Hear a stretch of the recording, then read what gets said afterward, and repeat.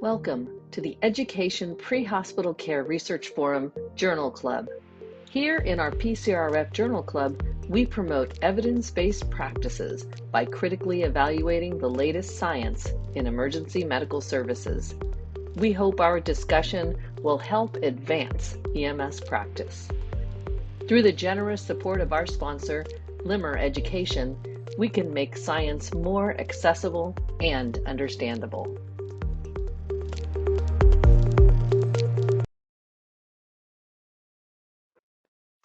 Okay, welcome everyone. Welcome to the July 2022 Pre-Hospital Care Research Forum Education Research Journal Club. A big thank you to Limmer Education for providing support to our PCRF Journal Clubs, supporting the science of EMS and EMS education. So we now, I do want to make an announcement. We do now have a YouTube channel where you can find archives of our past clinical and education research journal clubs.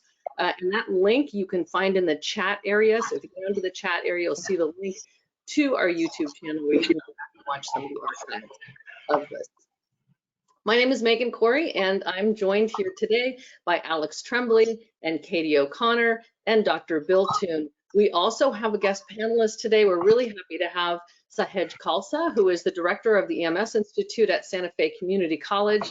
He's also on the board of directors at the National Association of EMS Educators and an author of research on health outcome disparities in pre-hospital patient care, and of that position paper in 2020 on the impact of cultural humility in EMS practice and education. So we're really happy to bring Sahej into this really important discussion today.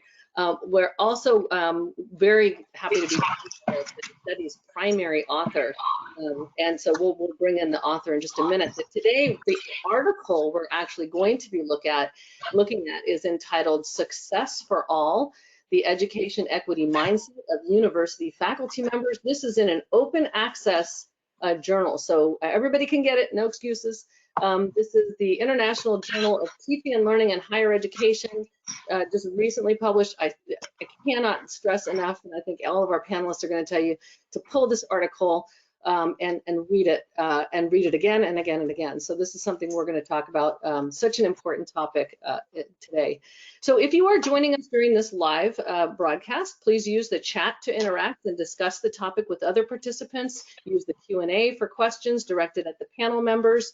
And if you hear something you like, please quote, tag it, and share hashtag EMS research. And of course, we love it when you tag us at PCRF at UCLA, as well as our sponsor, Limmer Education.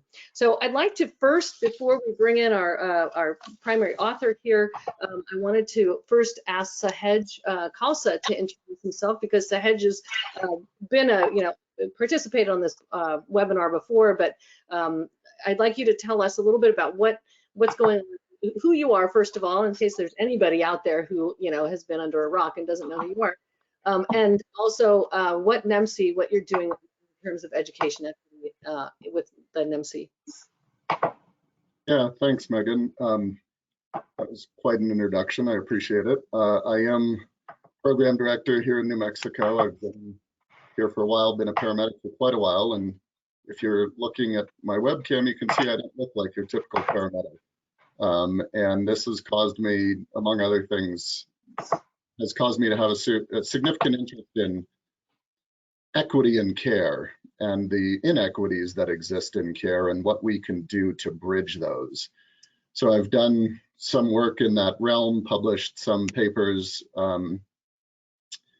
and it's a critical piece that we have work to do in EMS, because it wasn't just our research that Dr. Bill Lord and I did together, but other research has found that there are significant inequities in care in EMS. So at NMC, we are working to address those, figure out how we can address those at the front end in education. And that's why this paper was so significant. And I was excited to see it. I don't think I've ever registered for a webinar as quickly as I did when I saw this one come out. NMC is hosting a cultural humility summit at our symposium in next week, 2 weeks, in Louisville. That's where it is.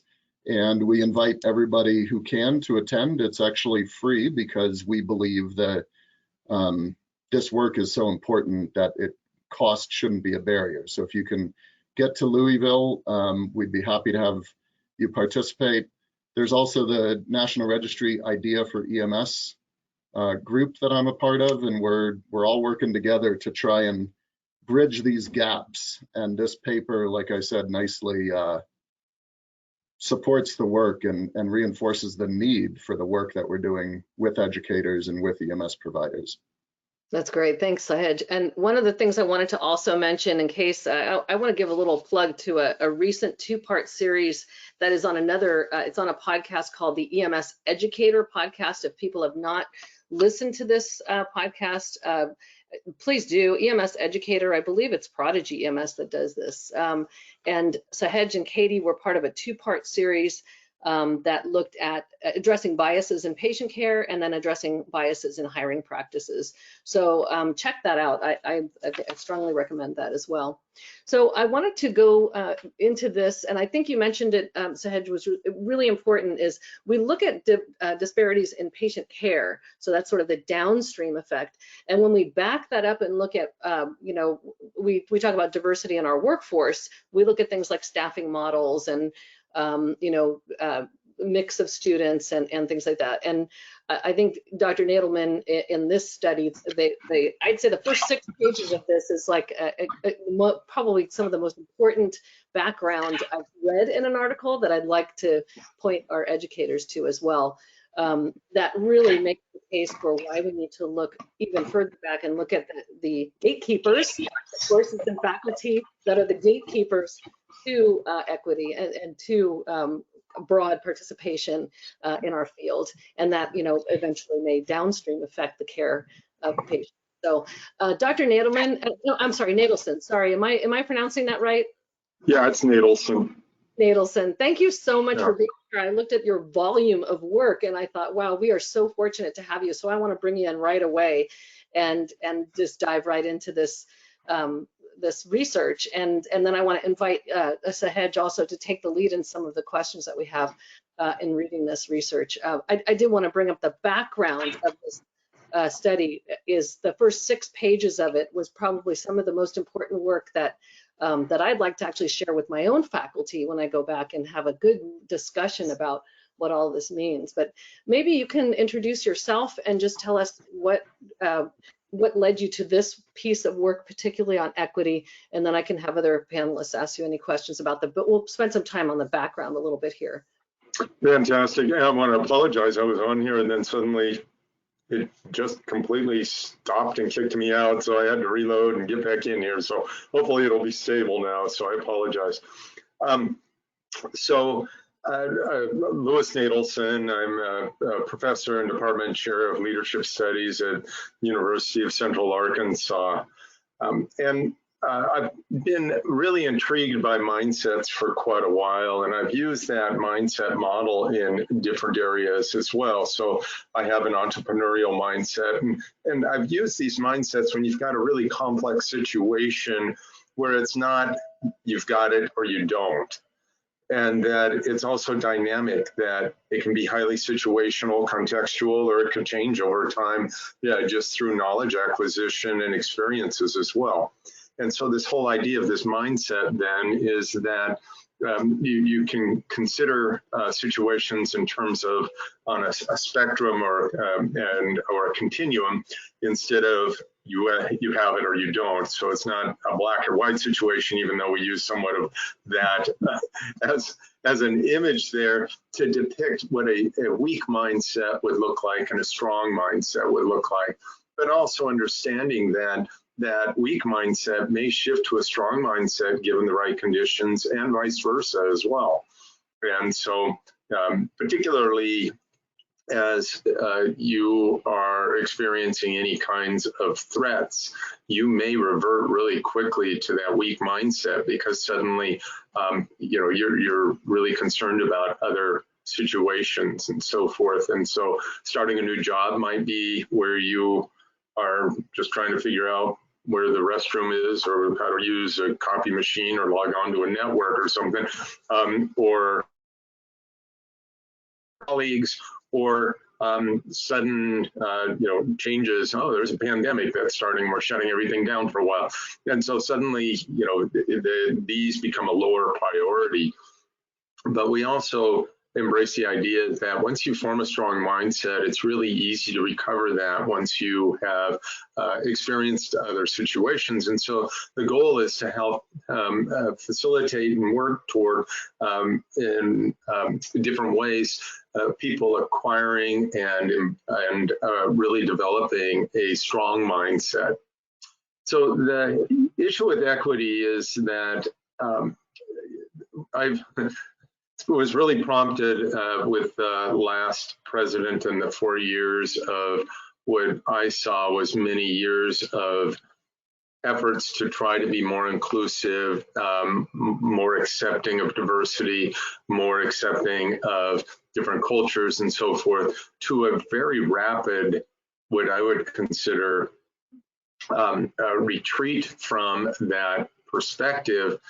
And it was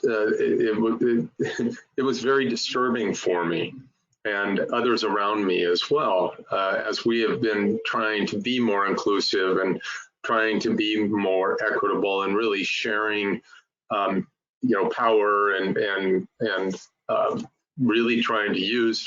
And I'll come right out with it. My white privilege, a white male in the South. I'm amazed, because I'm not from the South. I'm amazed at the power I have and the privilege I have that others don't, because of a long history here, but also, rather recent developments where there's this white nationalism that has really done. And so what I want to do is, instead of, really fighting that, is to somewhat embrace that and leverage that white privilege to try and bring privilege to others as well. And diversity is part of that. And so to leverage my white privilege in a way that I am, providing opportunities. I don't want to say empowering others, because others are empowered.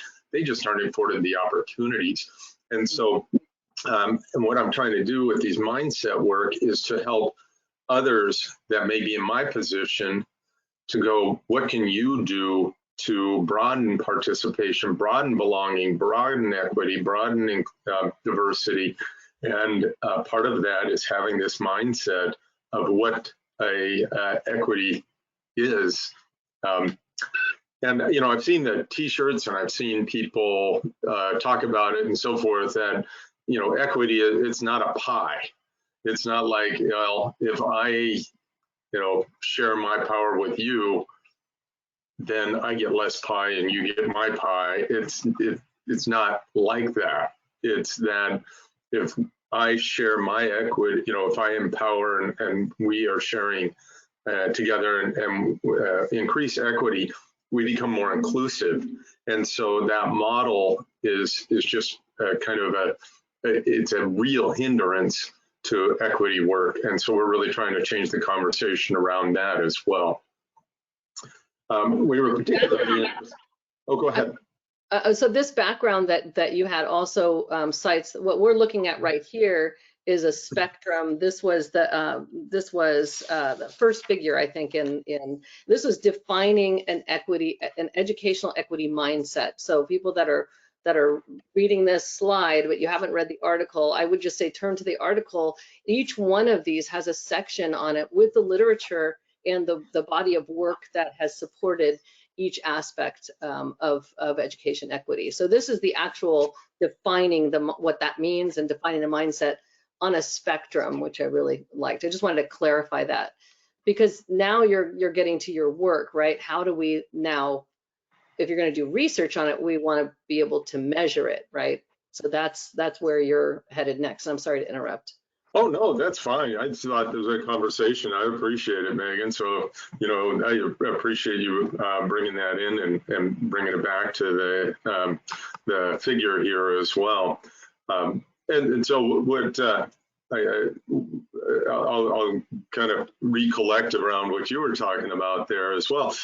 So we've, as a collective, really started looking at what it's sometimes very easy to look at what a weak mindset is. And so, for instance, don't see a need for diversity. It's like we can, we're just going to value people for what they can do, and we'll just get the best that can be there, instead of going, we really need to consider how do we be more inclusive and consider different perspectives. And so another one doesn't see benefit in active, open-minded thinking. It's just like, well, this is the way things are, and they always have been, and we're gonna hold to that. And so this is the way we do things, instead of saying, is there different perspectives on this? From a Western culture, we might think linearly, but if we consider maybe Native American cultures or some Eastern cultures or African cultures and so forth that think more circularly, what does that mean? And how do I reconcile that? And how do I understand that? And so that really requires some real deep, open-minded thinking. Yeah, I believe your background is in science as well, right? Because you're in leadership studies, but you also are a professor of in the STEM fields, correct? That's correct. So real quick on my background too, and you asked me to give a little bit of that. I was a high school math, science, computer science teacher for almost 20 years, and then as administrator for a little while too, K-12 administrator. And then I finished my doctorate in educational psychology. And so, because I'm really intrigued on how people learn or don't learn.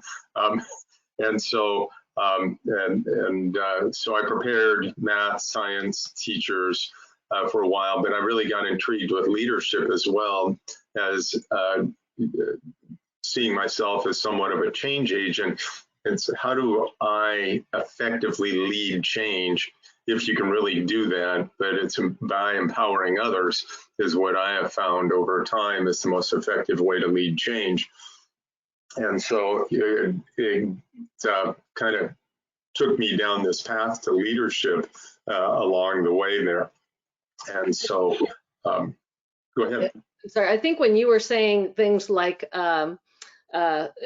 some of the examples you were using of people saying things about that show a weak mindset, I had to sort of giggle there a second, because the whole idea that this is the way we do it is an extremely common line. And I'm sure the other panelists can pipe in on that. The other one is, what's the one that always gets me? Not everyone is cut out for this job. Not everyone is cut out for this field. We hear that in EMS all the time. We hear that in STEM all the time. We hear that from, unfortunately, faculty, or again, are gatekeepers to the industry itself and to the field. So yeah, this is very familiar to territory for a lot of us. Well, and that really reflects that kind of fixed mindset as well, that there's just natural born leaders, and either you're curious or you're not, these kinds of situations. And I always joke, and it's just like, well, last time I checked, they haven't identified a leadership gene, or they haven't identified the genes for curiosity. I said those are all learned, and that you acquire that. And so part of that is having a strong mindset of, also, if I can learn it, others can learn it. If I can go through this, others can go through this. What can I do to share that space around, to afford other people the opportunity to do that as well, rather than saying, some people aren't cut out for this. Instead of who wants to be here? Let's do everything we can to make sure that they can be successful there.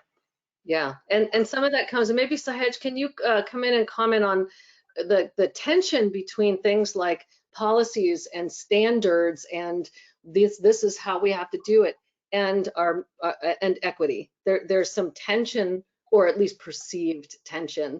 And then there are definitely policies, as you mentioned in your paper too, in this paper, that stand in the way, that form barriers that many people don't even realize are barriers.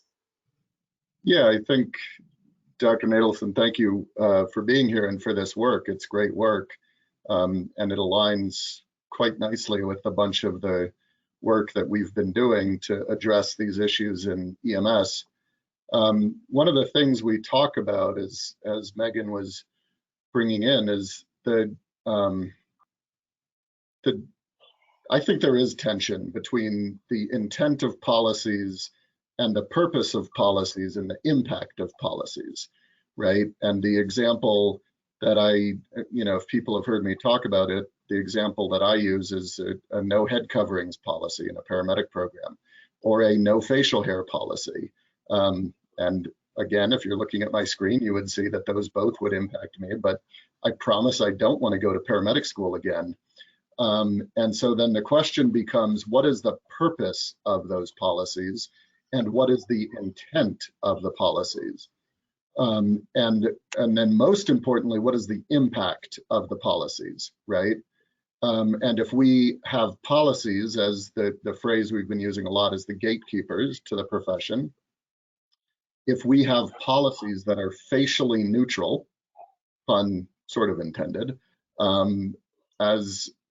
but they have a biased impact, in my mind, our obligation is to look more at the impact of the policy as opposed to the intent, and then make adjustments where appropriate so you're not having a biased impact.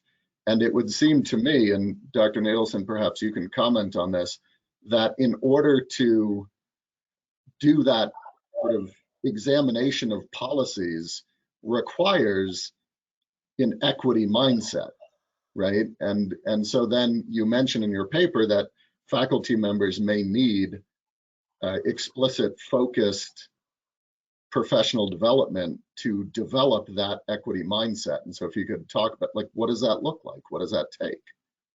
Right, and so, you brought up really two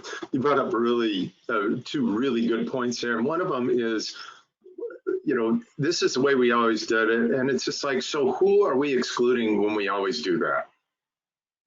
Are we being inclusive when we do that? And so, examining those policies of, and who does that privilege? And so, and who's, so like you talked about, the head covering and facial hair. Well, who's that privilege? Well, privilege is people who don't have facial hair and don't, wear head coverings. And so, why is that an issue? Can we live without that, or what is the purpose of that? And so I think that doing a deep dive into that and really digging around to say, what we have these policies or these perspectives or these mindsets, and so are they critical? Are they traditional? And if they're critical, what is it about them that makes them critical? And is there other ways to do that too, particularly given advances and developments and so forth? In terms of how do you shift mindsets, I'll tell you, it's a long-term investment and I've worked with different groups on trying to shift mindsets, particularly around issues of equity and inclusion. And we'll go through 2 years of reading different books and having different discussions and watching different, TED Talks are something I really appreciate, because there's some great TED Talks out there. I'm trying to remember, Nicole Norris, I believe is her, or Morris, talks about, why Black girls are disproportionately disciplined for same infractions than white girls, and has a book about that, and she talks about that. And so bringing up that awareness is a great place to start.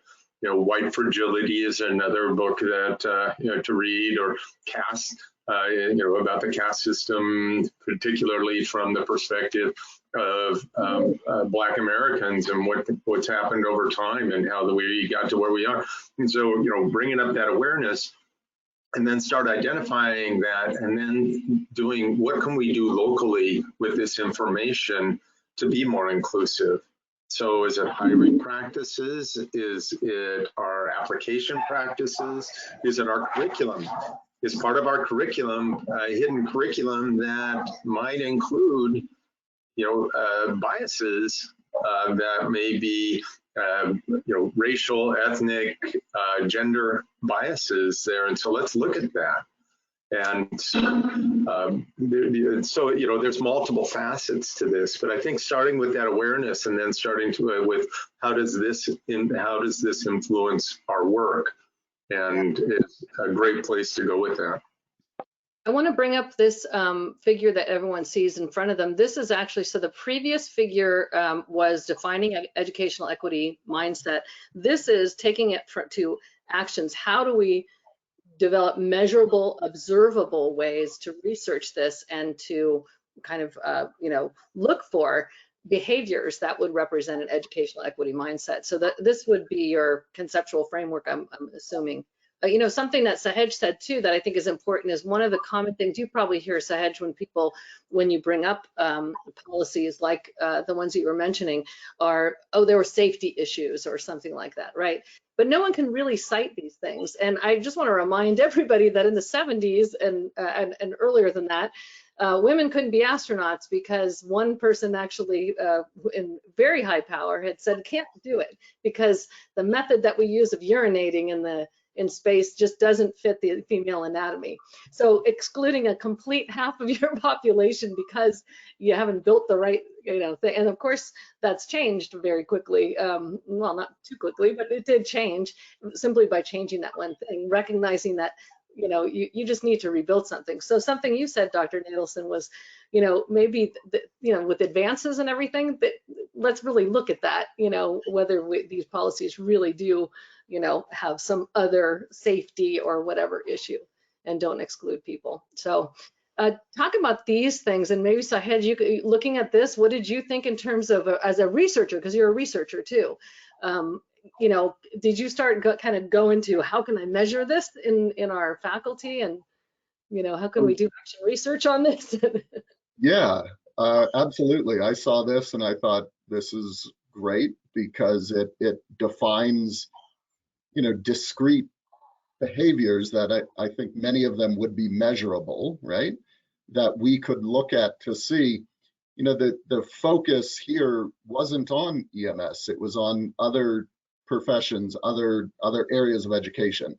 But STEM stood out as a challenge, let's call it, right? A particular challenge. And I think anybody who's done work here isn't surprised by those results. But this is one of those cases, I suspect, where the research shows something we already knew.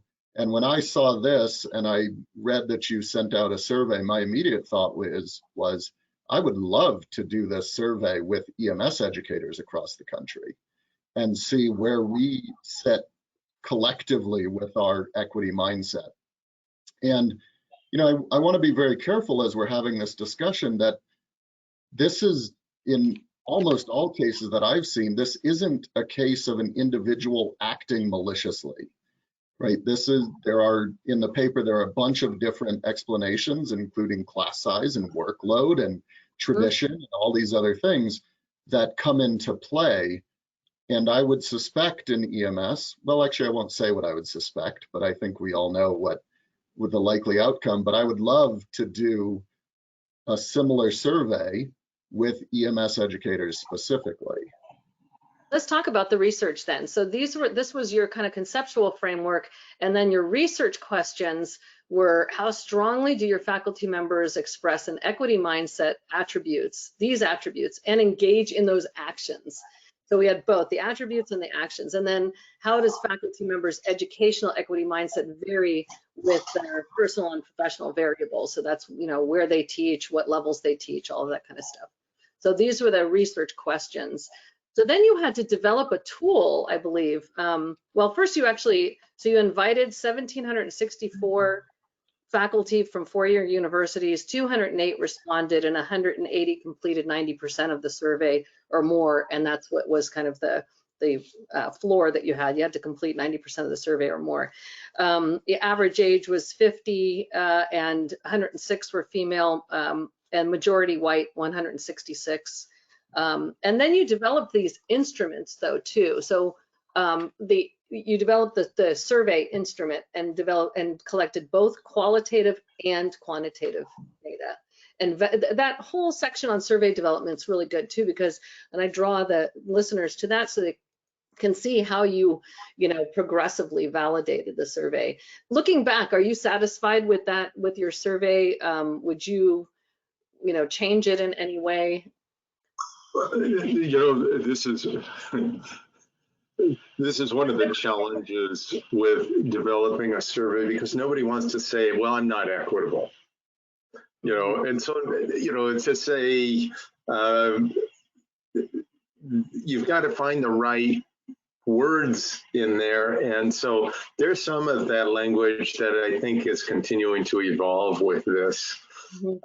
Particularly the one that I see and hear quite a bit still is this whole I'm colorblind kind of a situation, that I treat everybody equally, and I treat, and I give everybody the same opportunity. And I think that focusing a little bit more on some of that as well, for some of those selected response questions, might be a little more revealing of what their equity mindset is, because equity and equal are not the same thing, as we know. And so, but a lot of people who have either a bird, hopefully a blossoming or a weak equity mindset, may think that they're doing everybody a favor by treating everybody equal or being colorblind or whatever the situation is. But as we know from equity work, that's completely dismissing people's culture, who they are, their gender, their ethnicity, whatever it is. And that's incredibly exclusive. That's not inclusive and not equitable. And so, but to focus on some of that language a little bit more, I think as we continue to explore that survey. But our next project is we're going to be, and I'm in the process of developing it now, we're actually going to be interviewing STEM faculty and STEM students. And we think the interviews will be more revealing as well, because our open-ended questions, free response questions, really had some surprising and sometimes shocking responses, particularly holding a deficit view of students. Yeah. This whole idea of, well, it's up to them. If they're not learning, they just need to try harder, instead of, if they're not learning, maybe I'm not teaching. And so assuming the responsibility for that, or maybe they're seeing things differently than I do. Maybe I need to stop and figure out where are they coming from. And that's being equitable and inclusive then, because then you're trying to figure out, how do I effectively communicate with you with that? But I think that interviews bring that out a lot more, because people have that answer selected response questions using more of a social desirability bias than they do the free response questions. And so continuing to craft those is, and I think that these interviews we're doing in our next round of our research will really be helpful in getting some of the language that we need for some of those selected response items that we think will be more effective at getting to more accurate answers. Nobody wants to say that, yeah, I'm racist or I'm sexist or misogynistic or whatever, but getting the right questions, we may expose some of that to say, okay, this is happening. What do we need to do about that, to open up a conversation about that, to address it? Yeah. And this isn't, go ahead. No, I just want to look at Dr. Nielsen.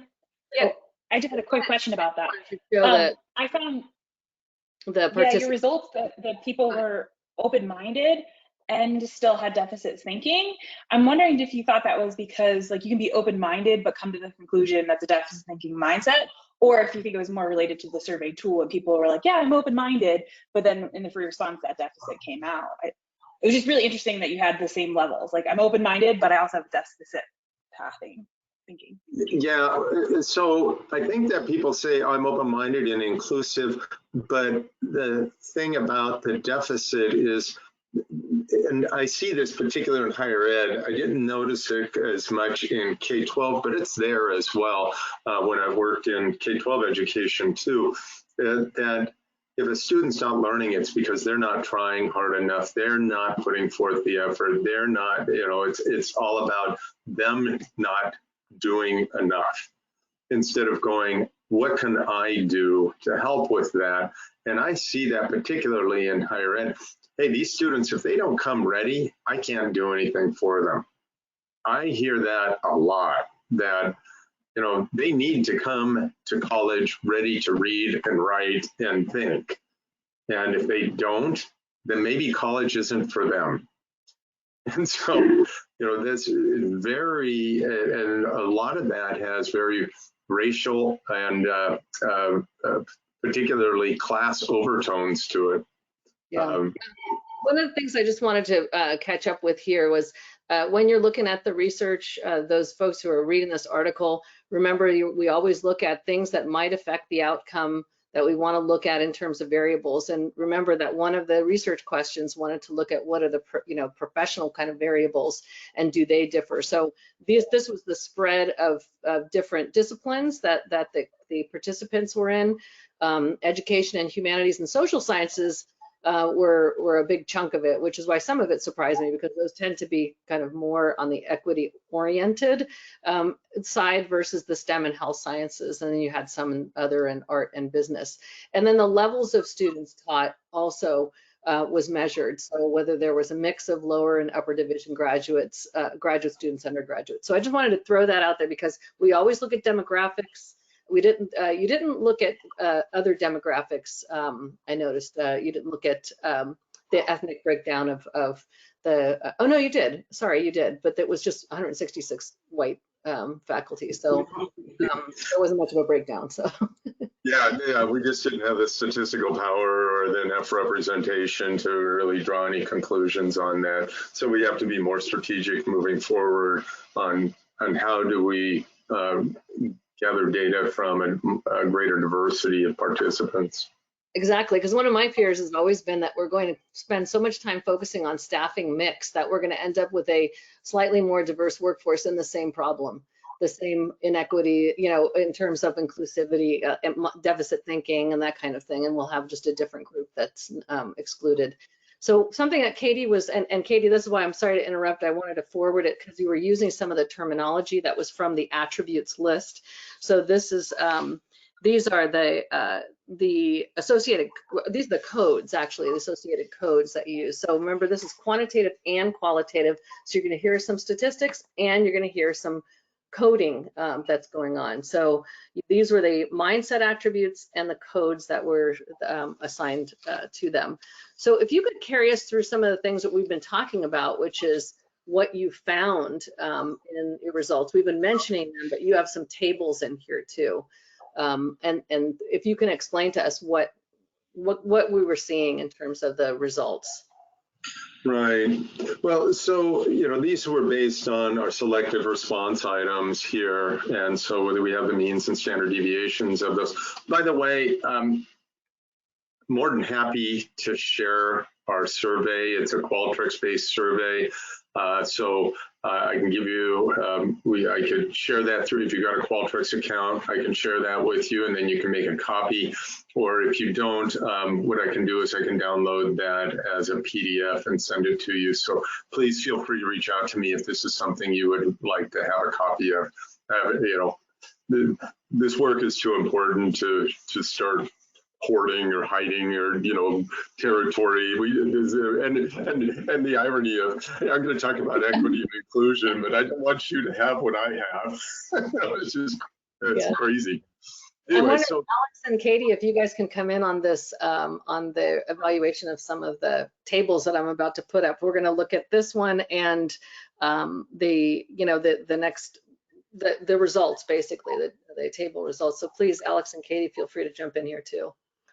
So you can see that from this that there was a very low engagement in working to lower barriers as an attribute. And so, you know, lowering barriers may be, hey, maybe we can lower the scores that, you know, take into consideration some of the scores here. If somebody has some other attributes or the other elements that would make them a strong candidate, particularly just that they're diverse and we need more diversity in our program, maybe we could lower that if that's excluding people around there.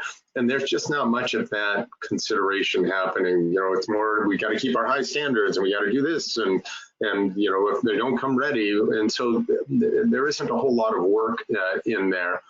And then another one that was just kind of at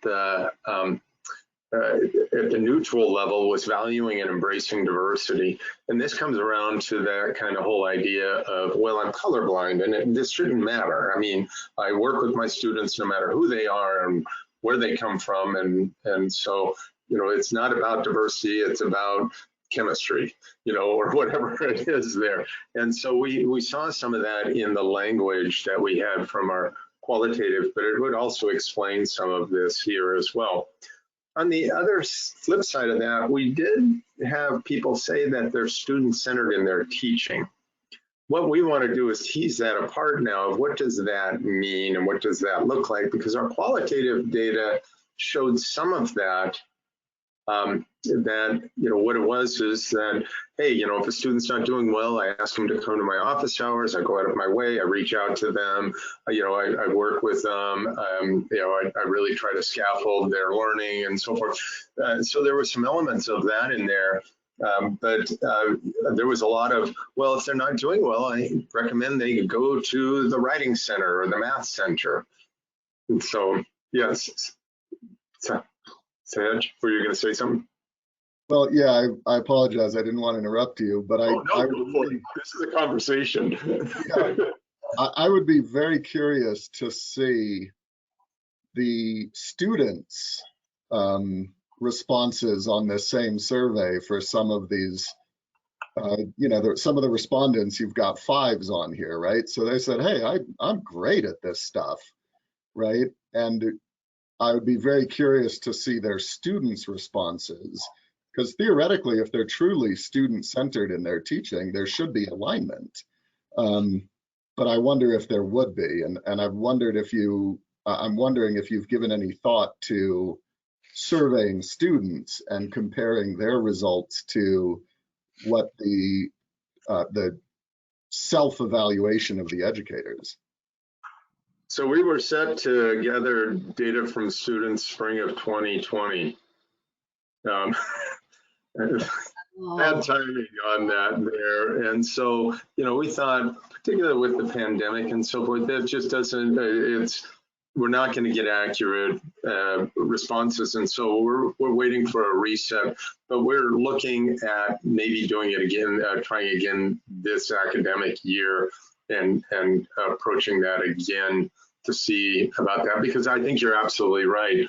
What student-centered for faculty means and student-centered for students means is probably very different. And so, you know, that's something to do, consider as well. The other thing to think about with this is that this included people that are teaching graduate students as well. And so working with graduate students and working with undergraduate students, particularly some of the first, second year undergraduate students, could be very, very different. It's like, well, yeah, very student-centered with my doc students. I include them in all my research and we work together as a team and so forth. That's really different than, you know, I've got a class of 150 students and I notice that every year I lose a third of them. What am I doing that maybe I need to be more student-centered in that, and how do I approach that? And so I think that, you know, that's highly contextual as well. Getting to these correlations, you can see all of these are related to each other significantly. And so what this indicates is that if they're low on like lowering barriers, we're assuming they're going to be low on all these other attributes as well.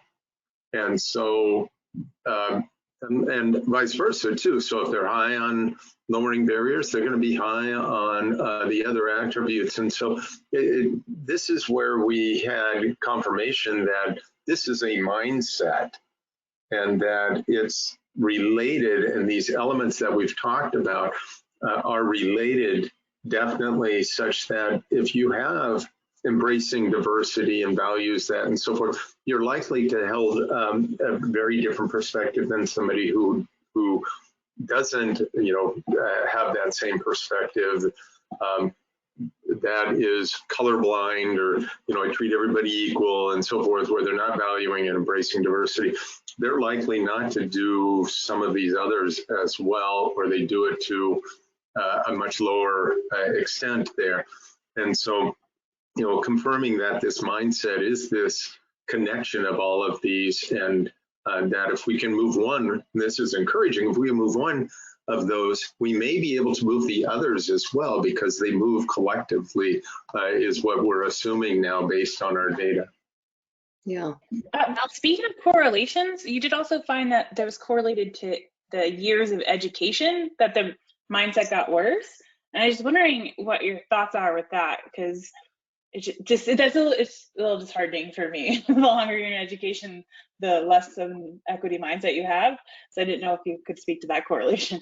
Katie, I was going to quick mention, actually, we did a similar study with EMS providers last year, and we noticed a similar trend. We just didn't have enough data to make a statistically significant conclusion that thoughts and feelings on a more equitable workplace decreased pretty significantly based on years of service.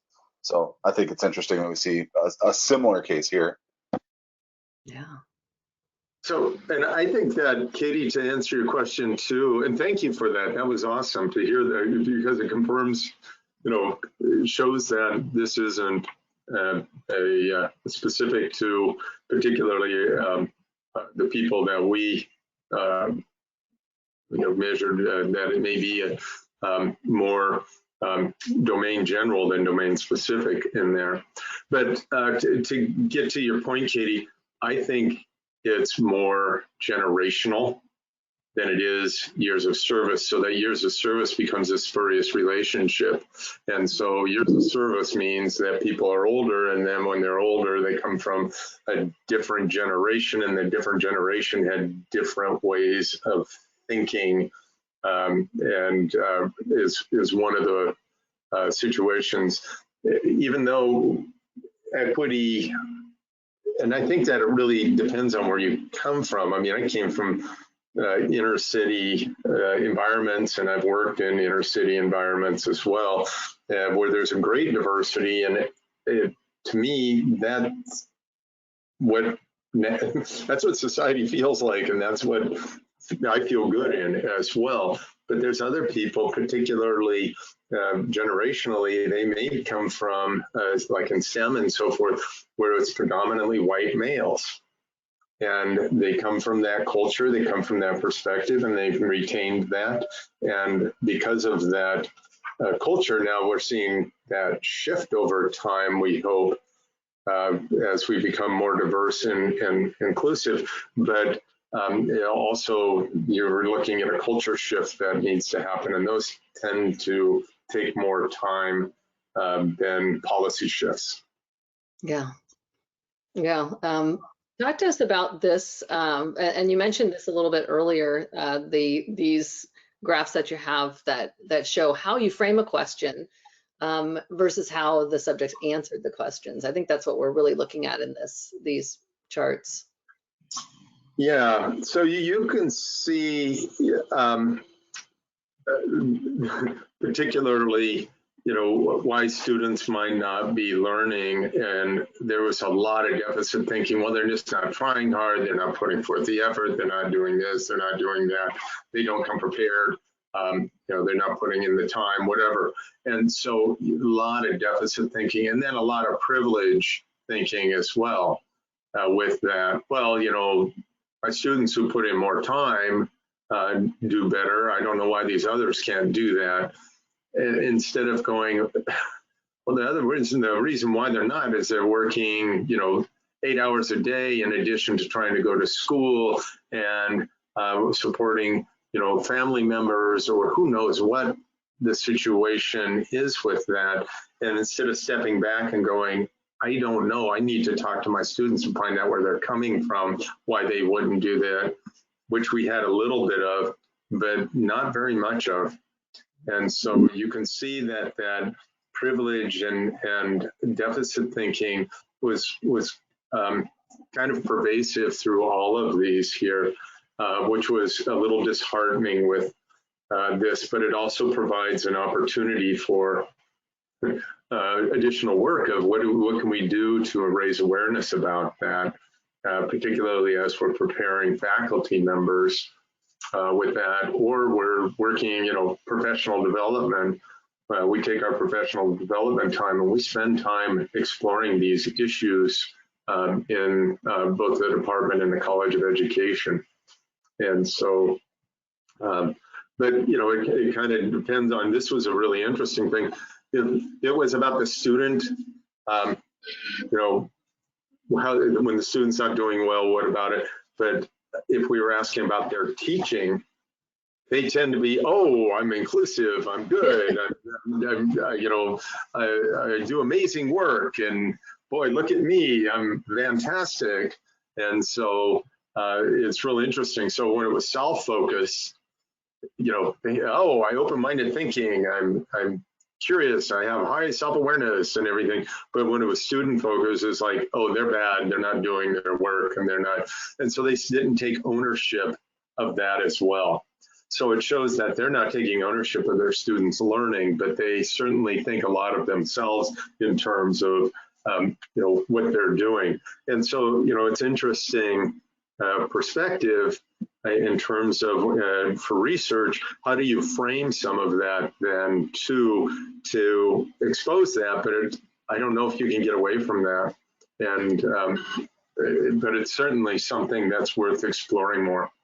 I was just listening to Teaching in Higher Ed. I don't know if anybody listens to that one, but they talked about the power of videotaping yourself, and they were talking about workshops that you can go to, again, when you do a lot of self kind of evaluation as a teacher and self-awareness.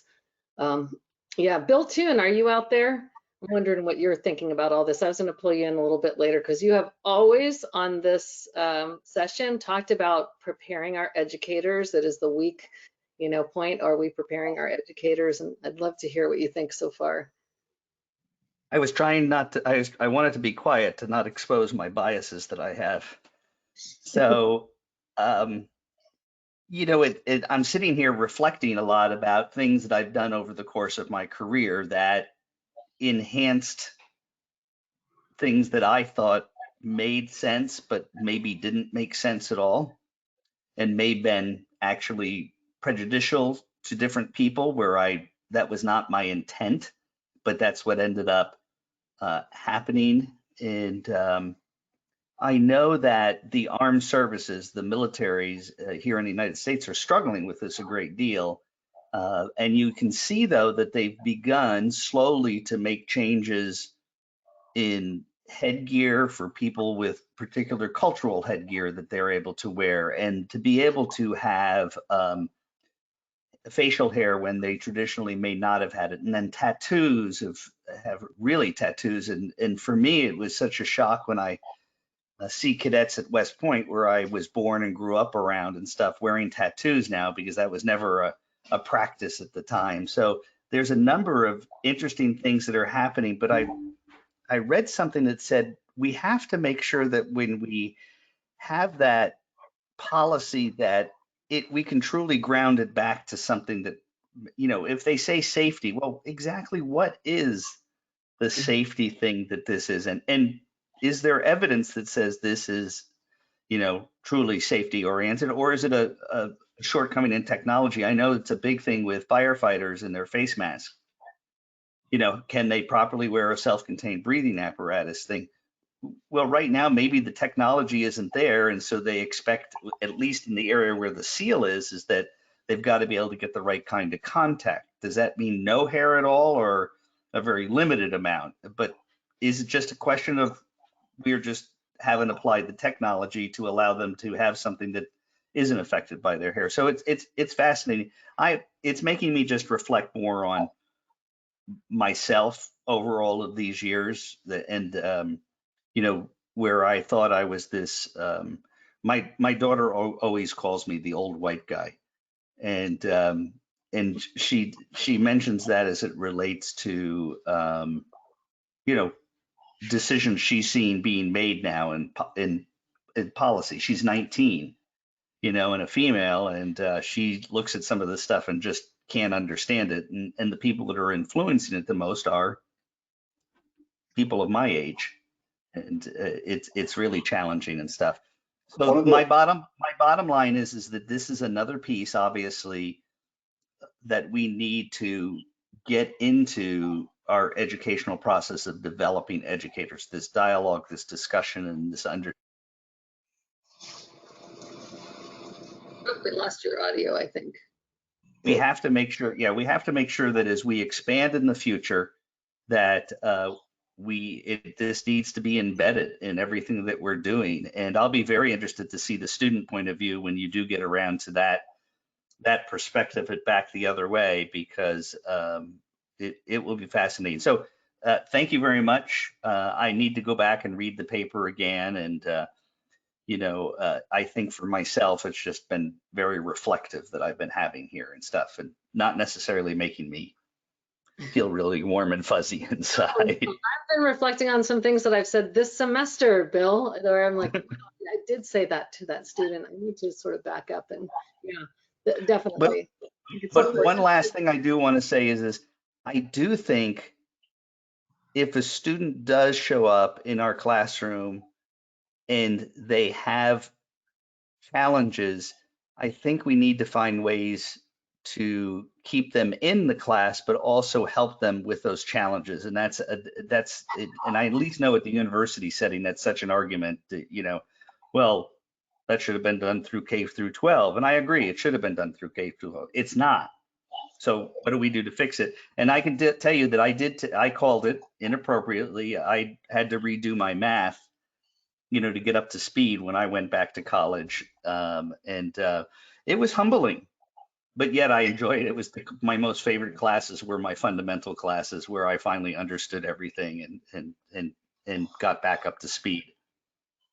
Thank you for letting me babble on, because I know we need to finish up. Thank you very much for your work. I appreciate it. It's really very good and worthy of us to spend some more time and read and see what comes out in the future. So thank you for your time, sir. Oh, you bet. It's been my pleasure, and I really appreciate your interest in this. And I wanted to real briefly address one of the points that Bill brought up, or William brought up there, was this is discomforting when you really start leaning in and doing this, because you start questioning your values, you start questioning who you are, because it's an identity kind of a situation, because of, you know, this is who I am, and this is the way, and it's like, is that really who you want to be though? And so it can be very discomforting, but the more you do it, the more comforting it becomes, and after a while it becomes part of your identity as well. And having that edge, you know, that equity identity really lets you, it's liberating in many ways, because then you look at the world in a very different perspective. And then you realize, well, this isn't me who's caused this, but it is me who can help fix this, or at least address this. And so, you know, I can be part of the solution, but but you know, this is going to take all of our effort to make it happen. Yeah. So anyway, we have to be short on time, but I just want to remember there's a few other tables in here that show the differences by other variables, by gender and by discipline. We mentioned the discipline. The gender, there's a discussion in here about equity mindset maybe being more associated with the female gender of the participants that you had surveyed. So, and there's a discussion about that. And then in the discipline, the STEM really stands out. And I would consider us pretty close to the health sciences or the STEMs.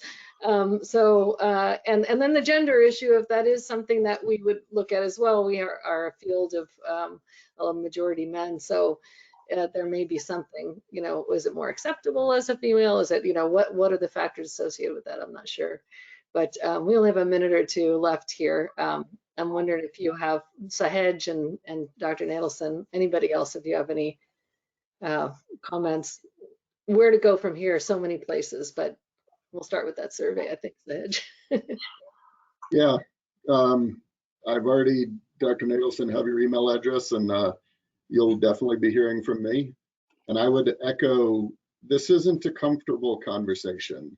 And, I've been having it in EMS for a number of years now, and it gets more comfortable, but I still make mistakes in the way we have the conversation, right? So you got to be willing to make a difference. You got to be willing to be uncomfortable a little bit. So I'd encourage all of us to be willing to be uncomfortable a little bit, and to be willing to be humble when you make those mistakes, and just acknowledge and learn and commit to doing better in the future.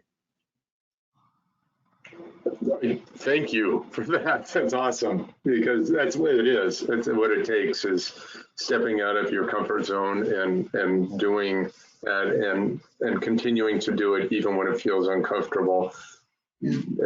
Because, unless you are okay with people and with their being inequities, then otherwise you're going to, to do something about it really means stepping out and questioning a lot of what's there. Because imagine if you're here, you're privileged, and so look at, we can't see right now, but it's always interesting to look around at who's not here, and then what can we do about that. Katie and Alex, do you have any final thoughts? I just wanted to say, I think sometimes in EMS, we have a lot of privilege that we can rest on these uncomfortable topics, like, oh, well, the state mandates how many hours they have to be in class, or how many absences they can miss, and things like that, where we pass the buck in education to other organizations who set rules, like registry, COA, the state, EMSOs, and we're the ones that have the education. We're in the classroom, and we can say this is affecting students, and the students can be successful without some of these rules that aren't really not doing what we think they're doing. So it's a place where we need to get even more uncomfortable. And it's where this research showed we're not good at looking at institutional change. So not just in our classroom, but we have the power to make institutional change. And I think that's what we really need to be doing. Yeah, and I think higher education institutions and accreditation does recognize and has infused equity, and and put pressure on institutions to develop policies and to prove that they have policies that are inclusive, and to measure disaggregated outcomes and things like that. So yeah, that's out there. Alex? Well, I wanted to say one thing to talk about that with Katie just for a second. It's nice to have this kind of research, though, because then you can make evidence-based decision making as well, and say, look, we're not alone in this situation. It's happening in other places too. Here's what the evidence shows or says in here, and then being able to leverage that. Yeah. And then Alex. Sorry. I just wanted to say this is terrific work, and I appreciate you taking the time to chat with us today. I have a lot of thoughts about pro-social rule breaking and the rules we make in education, but we're way over time, and I'm feeling the shepherd's hook pulling me away. Yeah, this should have been an hour and a half. I'm sorry, guys. But thank you, everyone, for joining us. Remember that, and big thanks to you, Dr. Nadelson, and congratulations on your work. We look forward to watching the future work, and maybe bridging off of that as well in our own industry in this critical time. So we are the PSCRF Education Research Journal Club. You can join us again on Friday, fourth Friday of the month, August 26th, 10 a.m. Pacific, noon Central, for another Education Research Journal Club. Don't forget, we have the Clinical Research Journal Club as well on Monday, August 8th. So thank you all for joining us, and we will see you next month. Excellent. I did put my email address in the chat there, so. Great. Thank you. You're welcome. Take care, everybody. Thanks for inviting me. This is fun. Great.